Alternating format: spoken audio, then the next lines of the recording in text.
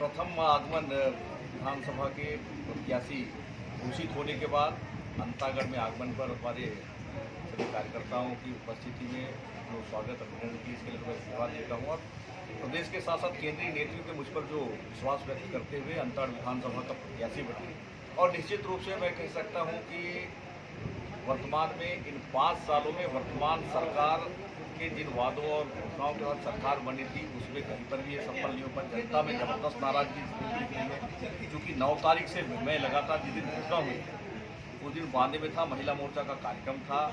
कार्यक्रम के बाद जानकारी मिली, फिर वहाँ से कार्यकर्ता उठा, जनता फिर पखानजूर में जो वहाँ पर सबने स्वागत किया के द्वारा, फिर आपके कापसी में भी कल कार्यक्रम था।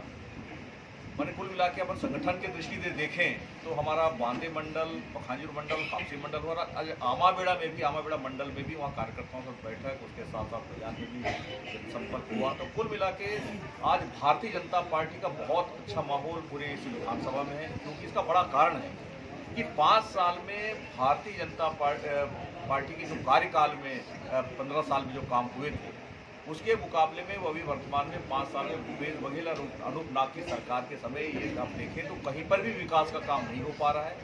ये कुल मिला के भ्रष्टाचार का पूरा एक गढ़ बन चुका है अंतागढ़। इस प्रकार की स्थिति, इस प्रकार की शिकायतें पूरे आ रही, विकास का काम हुआ नहीं है, जनता में भारी नाराजगी भी है। इन सब मुद्दों को लेकर के हम जनता के बीच जाने वाले 36 वादों के साथ इस सरकार घोषणा पत्र में जब 2018 में आई, उस पर चाहे सब किसानों को कर्जा माफ़ करने की बात हो, बिजली बिल हाफ करने की बात हो, चाहे शराबबंदी की बात हो, चाहे 10 लाख युवाओं को बेरोजगारी भत्ता देने की बात हो, चाहे निराश्रित विधवा महिलाओं को पेंशन और अन्य राशि देने की बात हो, तमाम इन वादों को कहीं पर के सरकार नहीं कर पा रही है। और विकास का काम तो पूरा ठप पड़ा हुआ है। पंचायतों में एक पैसे काम रहे, सड़कों की क्या स्थिति है, हम देखिए, आप यहाँ सब जाएंगे तो उखड़ गए हैं।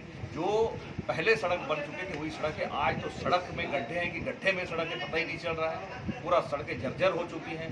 जो प्रधानमंत्री सड़क गांव-गांव तक बना है, 5 साल तक उसका मेंटेनेंस करने का अधिकार राज्य सरकार का है, कहीं पर भी कोई काम नहीं हो रहा है। इन बातों को लेके पूरा जनता में जबरदस्त नाराजगी है, और आने वाले समय में भारतीय जनता पार्टी की यहाँ प्रदेश में सरकार बनी, ये सब जनता चाहती है। निश्चित रूप से हम कार्यकर्ता और जनता के आशीर्वाद से अंतागढ़ विधानसभा को भारी मतों से विजय हासिल करके छत्तीसगढ़ में भारतीय जनता पार्टी की सरकार 2/3 बहुमत के साथ बनने वाली है। इसमें आप सबका भी बहुत बड़ा भूमिका होगी। और निश्चित रूप से आज जिस प्रकार से कांग्रेस के इस शासनकाल में जिस प्रकार से हताशा, निराशा के साथ साथ भ्रष्टाचार, अन्याय और एक पूरा छत्तीसगढ़ एक अपराध का गढ़ बन गया है, इस बात को लेकर जनता त्रस्त हो गई है। और निश्चित रूप से अब बदलाव का समय है, और 7 नवंबर को जो मतदान होगा तो निश्चित रूप से जो 3 तारीख को जो परिणाम आएंगे उसमें भारतीय जनता पार्टी अंतागढ़ विधानसभा से ही छत्तीसगढ़ में भारी मतों से जीत करके प्रदेश में भारतीय जनता पार्टी की सरकार बनेगी, ये निश्चित रूप से मैं कह सकता हूँ। और साथ ही साथ छत्तीसगढ़ में सरकार बनेगी और 2024 में भी केंद्र में नरेंद्र मोदी जी पुनः प्रधानमंत्री बनेंगे। उसके बाद क्षेत्र में जो विकास के काम रुक गए थे, आने वाले समय में तेजी से यहाँ के विकास के काम होंगे। भारतीय जनता पार्टी के शासनकाल में जनता ने देखा है।